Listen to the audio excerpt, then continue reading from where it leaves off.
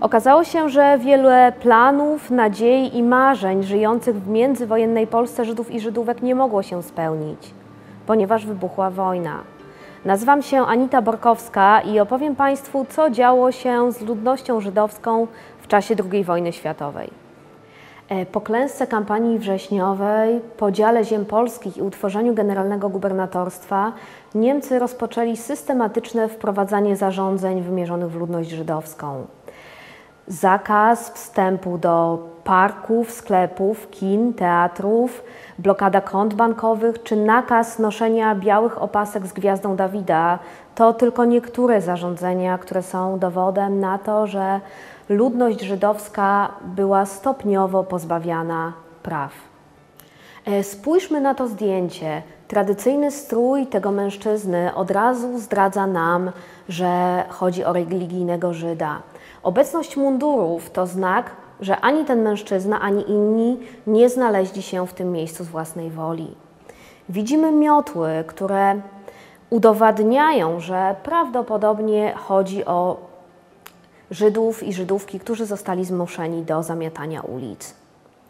Kiedy myślimy o tej pracy, zdajemy sobie sprawę z tego, że wcale nie chodzi o pracę, z której miały płynąć określone zyski, ale o pracę, która miała tych ludzi upokorzyć i pozbawić godności. Następstwem zakazów i szykan była fizyczna izolacja. Plan utworzenia tzw. żydowskiej dzielnicy mieszkaniowej, opublikowany w Nowym Kurierze Warszawskim, to zapowiedź tego, że żydowska ludność Warszawy za chwilę zostanie zamknięta za murem. Teren przyszłego getta to zarówno wtedy, jak i dziś ścisłe śródmieście Warszawy. Południowa granica getta to miejsce, gdzie dziś stoi Pałac Kultury i Nauki. A tam, gdzie w czasie wojny biegła ulica Zamenhofa, dziś stoi budynek Muzeum Historii Żydów Polskich Polin. Przed wybuchem II wojny światowej warszawscy Żydzi i Żydówki stanowili 30% ludności miasta. Kiedy powstało getto, 1/3 mieszkańców miasta została stłoczona na obszarze zaledwie 2,5% jego powierzchni. Ci, którzy zmuszeni zostali do mieszkania w getcie, musieli na co dzień zmagać się z głodem i szerzącymi się epidemiami. W szczytowym momencie w getcie stłoczonych było 400 000 osób, z czego 1/4 zmarła na skutek głodu i chorób w ciągu niecałych 2 lat.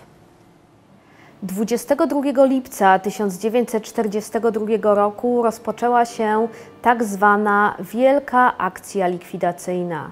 Od lipca do września wywieziono z getta prawie 300 000 osób. Miejscem, w którym ludność żydowska czekała na wywózkę, był tak zwany Umschlagplatz. Te 2 budynki stoją do dziś.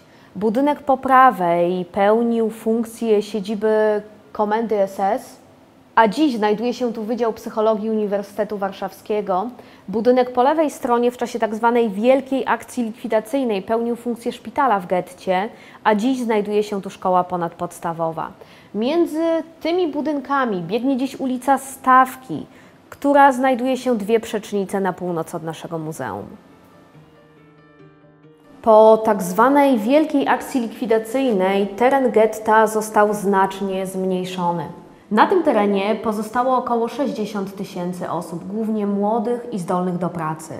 Podczas gdy Żydzi i Żydówki żyjący w getcie przed deportacją, przed akcją, mogli mieszkać w mieszkaniach, nawet jeżeli te były przepełnione, ci, którzy by zostali skoszarowani w tak zwanych szopach, fabrykach, w których pracowali na rzecz III Rzeszy.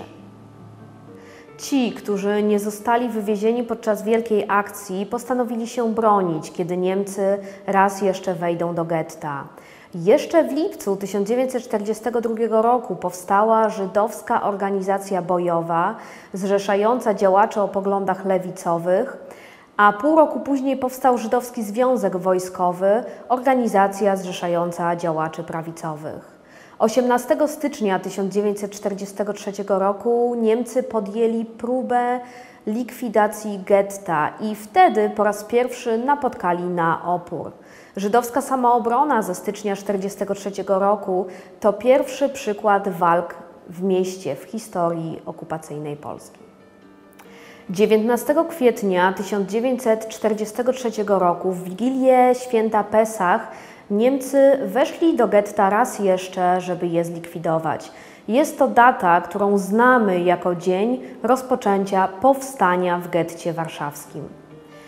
Przebieg powstania w getcie został udokumentowany na tych zdjęciach. Patrząc na nie, musimy jednak pamiętać, że są to zdjęcia propagandowe, ponieważ jest to dokumentacja z raportu Jürgena Stropa, który był odpowiedzialny za likwidację getta warszawskiego. Mówiąc o powstaniu w getcie, być może bardziej trafne jest określenie samoobrona. Pamiętajmy, że to sprawcy zadecydowali, kiedy się ona rozpocznie, gdyż 19 kwietnia weszli do getta i to również oni zadecydowali, kiedy powstanie się zakończy. 16 maja 1943 roku Jürgen Strop osobiście nadzorował wysadzenie w powietrze Wielkiej Synagogi nad Łomackiem. Tego dnia Jürgen Strop zapisał w raporcie zdanie, które stało się później tytułem dokumentu.